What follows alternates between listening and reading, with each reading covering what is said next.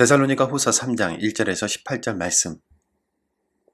그토록 형제들아, 너희는 우리를 위하여 기도하기를 주의 말씀이 너희 가운데서와 같이 퍼져나가 영광스럽게 되고 또한 우리를 부당하고 악한 사람들에게서 건지시옵소서 하라. 믿음은 모든 사람의 것이 아니니라. 주는 미쁘사 너희를 굳건하게 하시고 악한 자에게서 지키시리라. 너희에 대하여는 우리가 명한 것을 너희가 행하고 또 행할 줄을 우리가 주 안에서 확신하노니 주께서 너희 마음을 인도하여 하나님의 사랑과 그리스도의 인내에 들어가게 하시기를 원하노라. 형제들아, 우리 주 예수 그리스도의 이름으로 너희를 명하노니 게으르게 행하고 우리에게서 받은 전통대로 행하지 아니하는 모든 형제에게서 떠나라. 어떻게 우리를 본받아야 할지를 너희가 스스로 아나니 우리가 너희 가운데서 무질서하게 행하지 아니하며 너희에게서든지 음식을 값없이 먹지 않고 오직 수고하고 애써 주야로 일함은 너희 아무에게도 폐를 끼치지 아니하려 함이니 우리에게 권리가 없는 것이 아니요 오직 스스로 너희에게 본을 보여 우리를 본받게 하려 함이니라.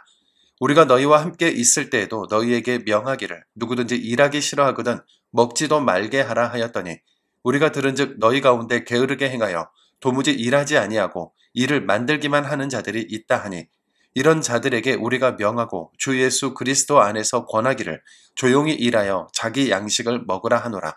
형제들아, 너희는 선을 행하다가 낙심하지 말라. 누가 이 편지에 한 우리 말을 순종하지 아니하거든 그 사람을 지목하여 사귀지 말고 그로 하여금 부끄럽게 하라. 그러나 원수와 같이 생각하지 말고 형제같이 권면하라. 평강의 주께서 친히 때마다 일마다 너희에게 평강을 주시고 주께서 너희 모든 사람과 함께 하시기를 원하노라. 나 바울은 친필로 문안하노니 이는 편지마다 표시로서 이렇게 쓰노라.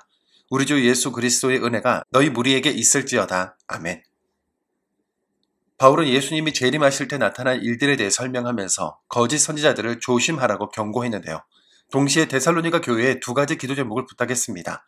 첫째 기도 제목은 예수 복음이 바울과 데살로니가 교회에 전해진 것처럼 다른 사람들에게도 신속히 퍼져나가기를, 둘째 기도 제목은 삐뚤어진 심성으로 악을 행하는 사람들이 건져 올림을 받도록 기도하라고 했습니다.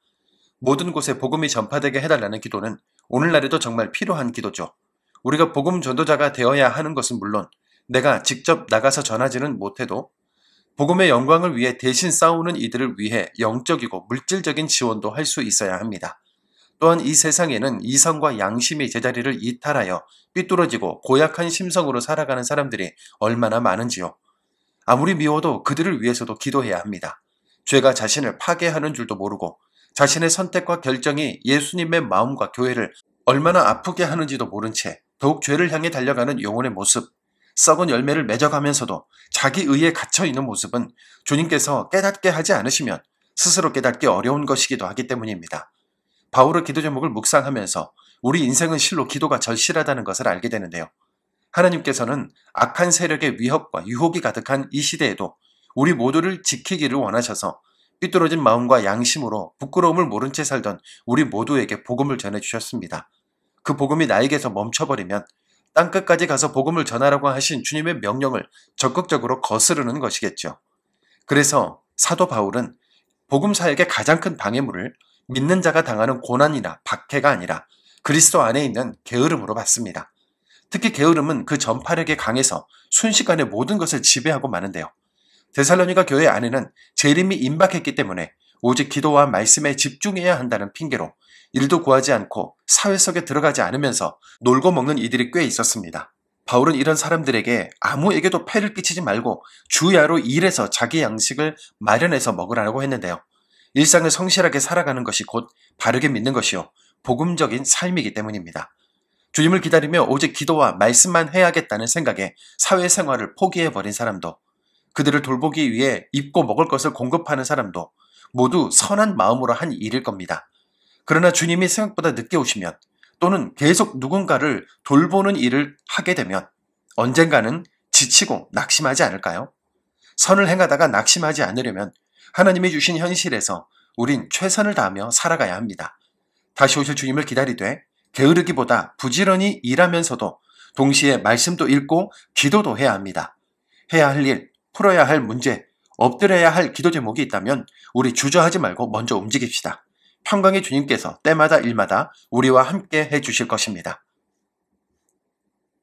사랑의 주님, 선한 일을 하다가 낙심하기도 합니다.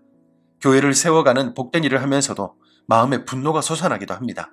혼자서만 이 고생을 한다고 생각되는 순간 모든 사람을 천하의 죄인처럼 만들기도 합니다. 그런데 우리가 간과한 것이 있습니다. 하나님께서 함께 하시는 일이며 우리 모두의 사명이란 것을 잊어버리고 나의 공로요, 나의 선함이라고 착각했다는 겁니다. 다시 겸손하게 하나님의 은혜를 구하오니 우리 마음에 임재해 주셔서 나의 주인이 되어 주옵소서. 예수님의 이름으로 기도드립니다. 아멘.